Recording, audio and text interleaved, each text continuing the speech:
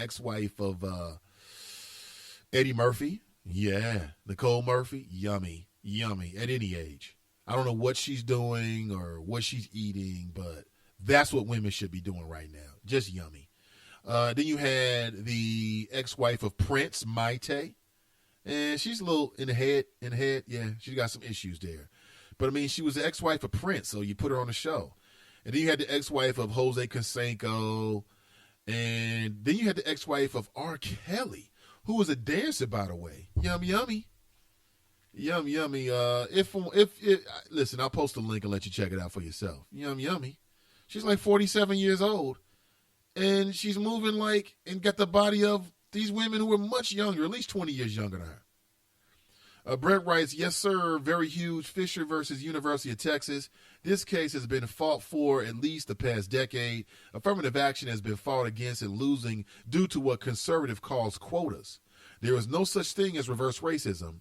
And Abigail didn't even meet the minimum standards for admission to the university, and it was denied in the lower courts. So it's amazing that the Supreme Court would even take the case.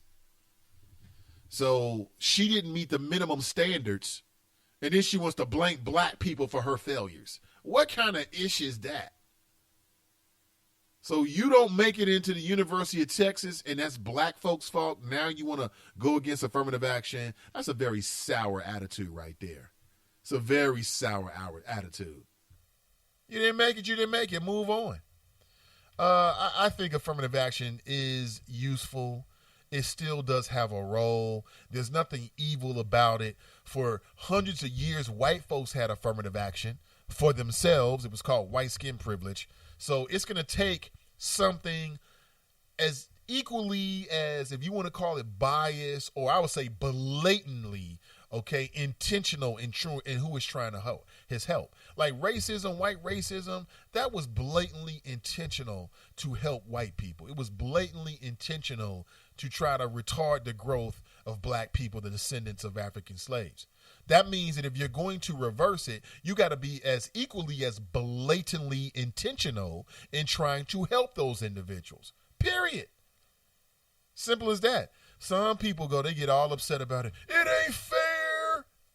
I never owned any slaves, Nate. I've heard that many times before. I've never owned any slaves. Yeah, but to say that as a European American, my parents were Polish or my parents were Jewish, whatever they want to say. You cannot deny what has happened to the descendants of slaves in this country. To do so is ridiculous. It's ridiculous. You cannot deny it. So the only way you're going to be able to deal with that is if you set up a system that is equally as blatantly intentional as helping black people as Jim Crow was in segregating black people. Period. That's it. It's not about any hurt feelings. It's not about, they left me out because I'm white. It's not about that at all. It's ridiculous. Dale writes, once the city paid out $6 million to settle the Freddie Gray family, I knew none of those police officers will be charged. Well, they were charged. Just to this point, 3 of them have not been convicted. They've been acquitted. That's like saying, yeah, it's all our fault, but here, take this money and shut the hell up, because none of those officers is going to jail. That is what's going to happen here in Cincy with Ray Tensing. Get ready.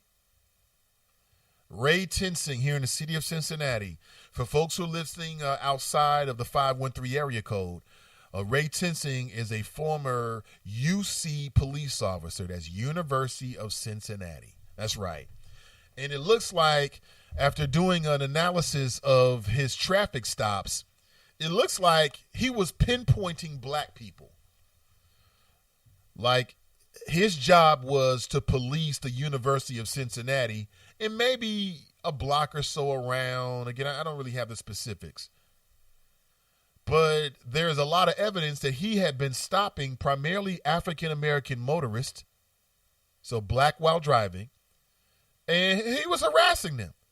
Not only did he murder Sam DuBose in cold blood and then tried to lie about it, but he also harassed 2 other brothers from the city of Cincinnati. How do I know? I talked to one of them. If you go to YouTube right now and type in Ray Tensing UC traffic stop, it's going to come up. And these cats were on top of it. They recorded the entire incident. And they said at some point they felt like Ray Tensing was trying to get them to get out of the car. They felt like their life was on the line. They stayed in the vehicle, never got out. This happened almost a year, okay, exactly before Sam DuBose was even killed.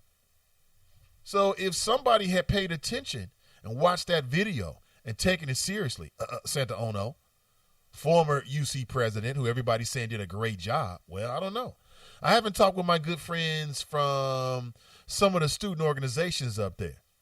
I'll have to connect with them and ask them how they feel about Santa Ono, other than just being like on Twitter all the damn time. What did he do about the concerns about diversity? And what did Santa Ono do to address the issues that some of the black students, okay, and some of the more consciously, motivated students had about the university? I don't know. I haven't talked to him in a while. I don't know. But Sam DuBose gets pulled over, routine traffic stop. Here's what he did wrong if you don't know the story. He had an issue with his back license plate. That's it. He gets pulled over. We've seen the video now. The video is courtesy to a police cam that Ray Tensing basically was wearing. So while he's wearing a video, he murders a man and then tries to get off. And at some point, you see Sam DuBose, he's trying to drive off. Ray Tensing is claiming that his hand was either caught inside the car or he felt as if he was going to be dragged. Either way, within seconds, he pulls his weapon out and shoots Sam DuBose in the head. Sam DuBose is dead. They searched the car. Sam DuBose had no weapons. He had nothing. He had absolutely nothing whatsoever. And Ray Tensing is claiming that he's claiming self-defense. How will Cincinnati react? When is this trial really going to take place? Because it keeps getting pushed off, don't they? Keep pushing it off and pushing it off. When is this trial going to take place? When is this trial going to take place? Are they going to wait until it gets cold outside to try to dissuade people from maybe staging some kind of public protest? I don't know. You tell me. When is this trial really going to begin? So you're right, Daryl. I hate to say it, but you're absolutely right. And I fear for what that means for the city. What that means for the city. Like on two levels. Like I fear what it means for the city in terms of people deciding they want to act up, because I don't think that's going to solve anything per se. But I also fear for what that means for the city if people don't react. If there isn't some kind of intelligent response, because it's like, you just going to take it. Just deal with it. So we have some tense times ahead. Kiki writes, that's what they have always done. # white skin privilege. Or she writes, white privilege. Mike writes, preach, Nate. All right, then I'm going to preach. Give me some music.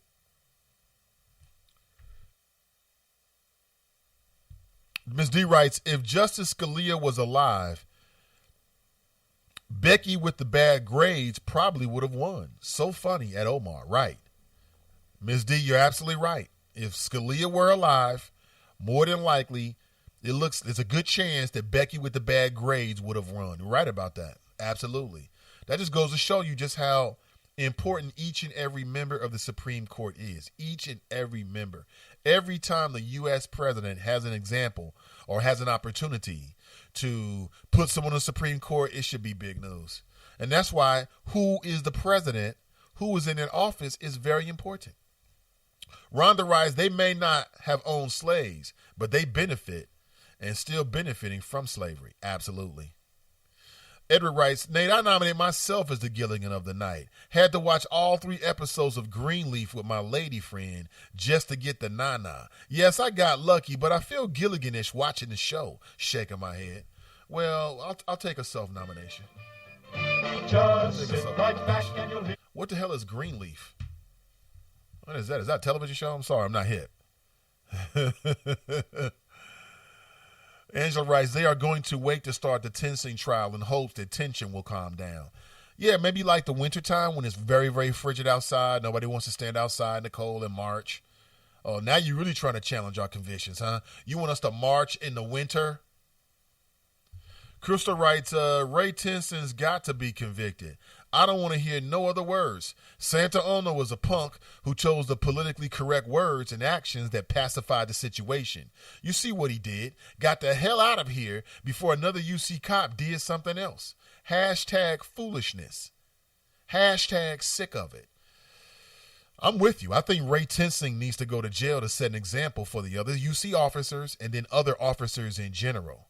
I believe that if this was a Cincinnati police officer, I don't know if I really believe that Joe Dieters would have handled the press conference the same way. I don't believe that. I think that Joe Dieters has a lot of close associations with the CPD and the sheriffs, and I think that would have come into play, quite honestly, okay? Ray Tinsing was a UC cop. You know, maybe they look down on these UC police officers like, you're not a real cop. You shouldn't even have a badge or a gun. So this was just another example to back up maybe some beliefs or sentiments that he's expressed before. I don't know. I do believe that because Ray Tinsing was a UC police officer, it didn't make it any harder for the Hamilton County prosecutor to charge him. I'll put it that way. But Ray Tinsing can walk. He can walk. Believe that. It can happen. All he has to do is to find that little gray area. That little gray area. It can be something that the video camera didn't pick up in the moment. It can be something like, for instance, I don't recall the video camera. Like when Sam DuBose takes off in the car. At that moment, I don't believe that you can see the hands of Ray Tinsing. We don't know where his hands are.